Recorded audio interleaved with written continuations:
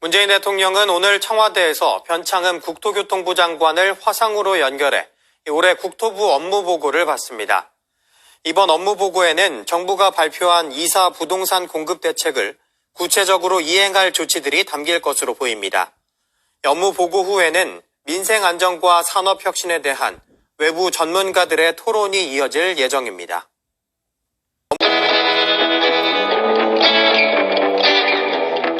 국토교통부 공무원 여러분 반갑습니다. 변창흠 신임 장관이 부임한 이후 2사 부동산 대책 발표에 이어 오늘 업무보고를 준비하느라 수고 많았습니다.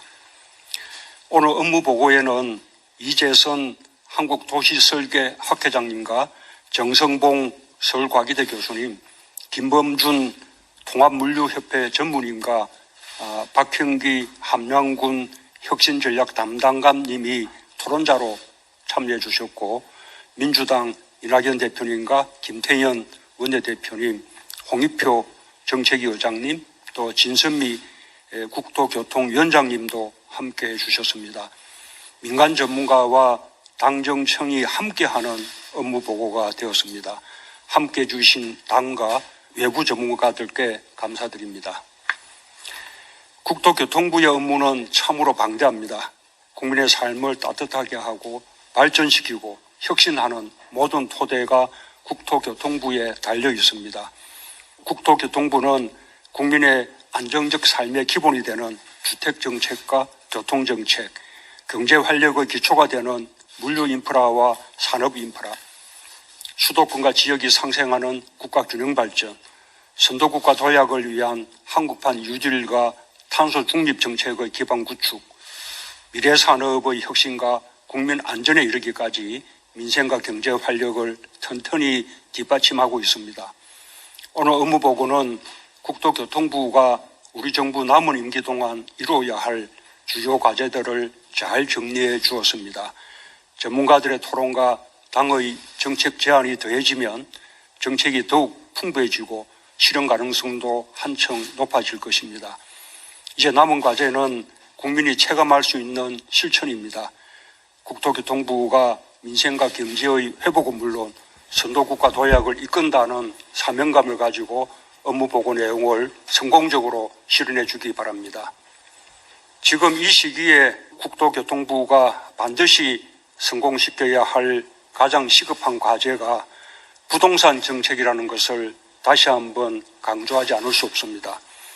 2사 부동산 대책을 중심으로 주택가격과 전월세 가격을 조속히 안정시키는 데 부처의 명운을 걸어주기 바랍니다. 국토교통부는 주택공급과 주거복지의 실현을 위해 많은 노력을 기울여왔고 많은 성과가 있었습니다. 하지만 주택가격과 전월세 가격의 안정을 결과로서 실현해내지 못하면 국민들로부터 성과를 인정받기가 어렵습니다. 지금의 부동산 정책에 더해 주택공급의 획기적인 확대가 필요한 상황입니다. 발상의 전환을 통해 주택공급 방식을 혁신하면 역세권 등 도심지에서도 공공의 주도로 충분한 물량의 주택공급을 만들어낼 수 있다는 변창흠표 부동산 정책을 반드시 성공시켜 국민들이 더 이상 주택 문제로 걱정하지 않도록 해주기 바랍니다. 국가균형발전은 지속가능한 주거 안정의 밑바탕입니다. 지역 경제를 살리는 길이자 코로나 이후 포용적 회복과 도약의 첫걸음이기도 합니다. 정부는 그동안 혁신도시를 통해 지역의 성장 거점을 구축하고 육성해 왔습니다. 도심 융합 특구, 산단 대개조, 도시재생 사업으로 지역의 경제 성장과 생활 여건을 개선하는 데 주력했습니다. 지금까지의 노력에 더해 더 과감하고 더 새로운 동력을 찾아야 할 것입니다. 광역지자체 간 연대 협력으로 수도권과 경쟁할 수 있는 광역 경제권을 만들 수 있도록 제도적 기반을 마련하고 도로와 철도망 등 광역교통 인프라를 확충해 나가야 합니다. 도시재생 뉴딜 사업, 투자 선도 지구를 비롯해 지역 맞춤형 지원을 확대하고 지방과 수도권이 상생 발전하는 기반을 마련해야 할 것입니다. 생활 SOC, 대규모 초강력 프로젝트와 국가균형발전 정책의 시너지 효과를 극대화해 주기 바랍니다. 국토교통 분야에는 한국판 뉴딜 2050 탄소 중립을 위한 무한한 혁신 가능성과 잠재력이 있습니다. 저탄소 친환경 고속열차 시대를 위한 KTX 이음도 철도교통 분야의 새로운 혁신 사례라 할 수 있습니다. 특히 미래 모빌리티 산업은 디지털 뉴딜과 그린 뉴딜을 선도하는 산업입니다. 전기차, 수소차, 자율주행차와 드론 택시 등의 보급과 상용화에 더욱 속도를 내주기 바랍니다. 부산과 세종에서 조성하고 있는 스마트시티 시범도시와 지역주도 스마트 특화단지 등 한국판 뉴딜 사업을 본격화하고 수소도시, 제로에너지 건축, 그린 리모델링을 비롯하여 2050 탄소 중립을 위한 사업들도 잘 준비해 주길 당부합니다. 국토교통부의 업무에서 국민들이 여전히 미흡하다고 느끼는 분야가 건설 현장에서의 산재 사망 사고입니다. 이 역시 우리 정부 들어 줄어들긴 했지만 감소의 속도가 더디고 추락 사고 같은 후진적인 사고가 여전합니다. 건설 현장 사망자를 획기적으로 줄일 수 있도록 특단의 대책을 강구해 주기 바랍니다. 오늘 업무보고 슬로건이 집 걱정은 덜고 지역 활력은 더하고 혁신은 배가 되는 2021년입니다. 국민들께서 가장 바라는 정책 목표가 담겼습니다. 보고로만 끝난 것이 아니라는 것을 국민들께서 체감할 수 있도록 최선을 다해 주십시오. 국민들과 항상 소통할 것도 특별히 부탁합니다. 감사합니다.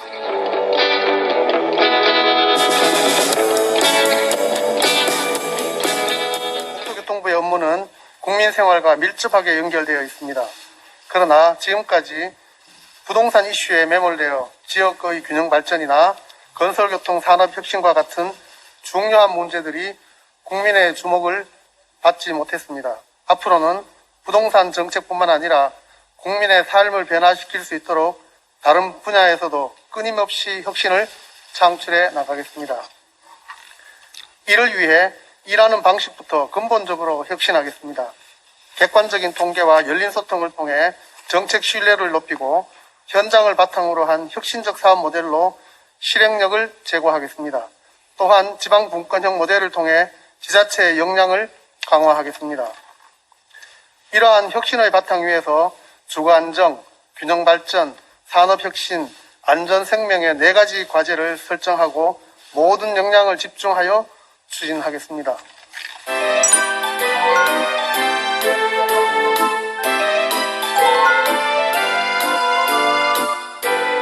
첫째, 공공주도 3080 플러스 방안으로 주택 공급을 혁신하겠습니다. 둘째, 주택 기능을 혁신하여 주거 플랫폼을 통해 사회 문제에 적극 대응하겠습니다. 셋째, 다양한 주택 수요에 맞춰 주택 유형을 재정립하겠습니다. 이와 함께 주거복지에 대한 노력을 더욱 강화하고 정확한 통계 등으로 정책 신뢰를 높이겠습니다.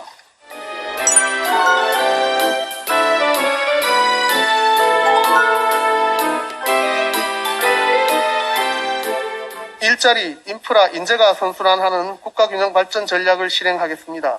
첫째, 수도권에 대응하는 지방광역권을 발전시키겠습니다. 둘째, 지방에서도 매력적인 삶을 영위할 수 있도록 주거 및 생활 여건을 획기적으로 개선하겠습니다.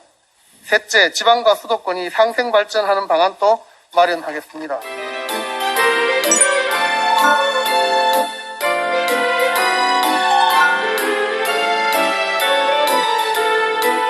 한국판 뉴딜 등을 통해 국토교통 산업을 혁신하겠습니다. 건설 산업은 GDP의 15%를 차지하는 중요 산업입니다. 그러나 기술력과 노동 생산성은 뒤처져 있고 수익성이 낮은 시공 분야에 편중되어 있습니다. 해외 건설에 대한 공공의 지원 체계도 아직은 수주 지원에 치중되어 있습니다.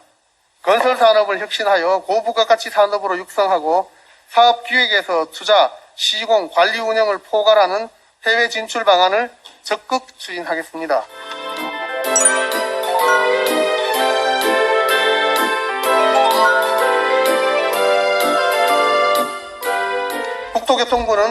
생명 지키기를 모든 정책의 최우선적인 가치로 설정하겠습니다.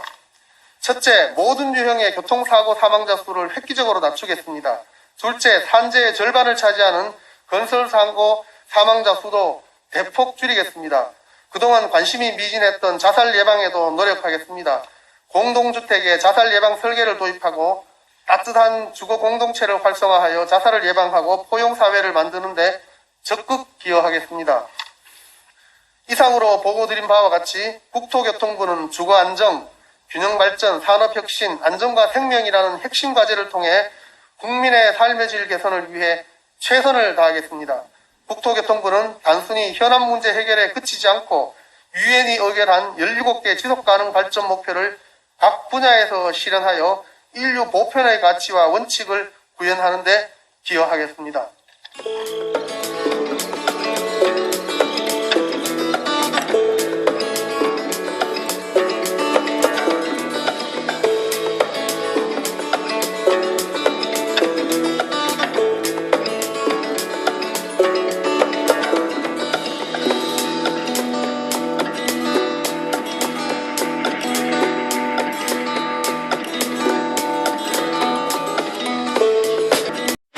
여기는 대한민국 새만금. 재생에너지가 아닌 것은 지구상에서 사라지는 문명의 대전환이 이곳에서 시작됩니다. 대한민국의 새 길을 여는 대규모 국책사업 새만금. 새만금이 재생에너지 비전 선포를 시작으로 글로벌 그린 뉴딜 시대를 향해 나아갑니다. 그린 뉴딜과 함께 세상을 바꾸고 싶은 모험가에게 새만금보다 좋은 곳은 없습니다. 그린 성장을 실현하는 글로벌 신산업 중심지 대한민국 새만금. 새만금은 이제 희망 섞인 청사진이 아니라 실행 가능한 설계로 새 시대의 완성을 향해 갑니다. 그 설계의 핵심은 재생에너지. 대규모 태양광 발전, 해상 풍력 발전, 물로 만들어내는 친환경 에너지, 그린 수소까지. 여기 새만금에서 새 시대의 동력원을 만들어냅니다. 그리고 그 동력은 인프라 혁명으로 이어집니다. 지능형 전력망을 통해 100% 재생에너지만으로 생산, 물류, 교통 시스템이 이루어지는 스마트 그린 산업단지를 조성해 갑니다.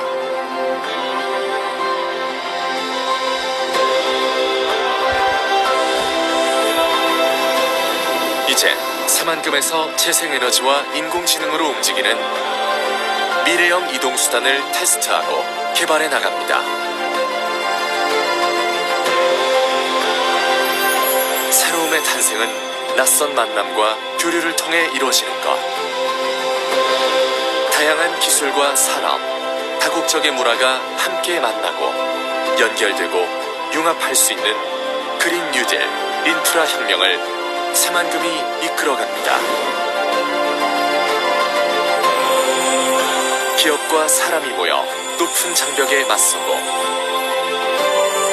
실패해도 다시 일어설 수 있도록 지원을 아끼지 않겠습니다.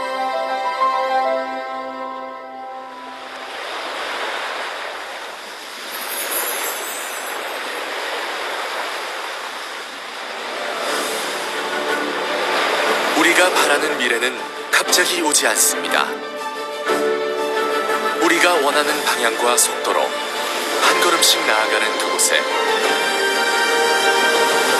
우리가 꿈꾸던 새로운 삶, 새로운 문명이 펼쳐집니다.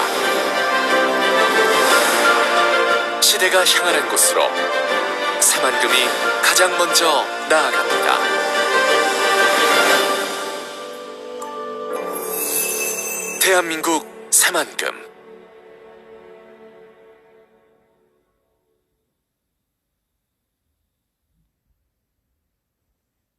여러분 안녕하십니까. 새만금의 미래를 좌우할 기본계획 변경안이 10년 만에 새 모습을 드러냈습니다.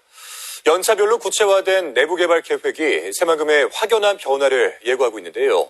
하지만 환경단체들은 해수유통 방안이 반영되지 않았다고 반발해서 진통이 예상되고 있습니다. 유리용 기자입니다. 지난 1년 동안 연구 용역을 통해 다듬어온 기본계획 변경안. 정부가 온라인 참여 창구인 광화문 1번가에 초안을 공개하고 국민 의견과 평가를 접수하고 있습니다. 10년 전 기본계획 수립 당시와 여건이 많이 달라진 점을 반영해 목표부터 실천 계획까지 변화가 분명합니다.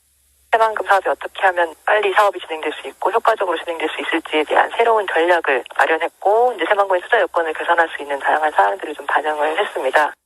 급격한 기후변화와 4차 산업혁명 등을 감안해 그린 뉴딜과 신산업 중심으로 역할을 재정립했고, 내부 개발 완료 시점도 명확해졌습니다.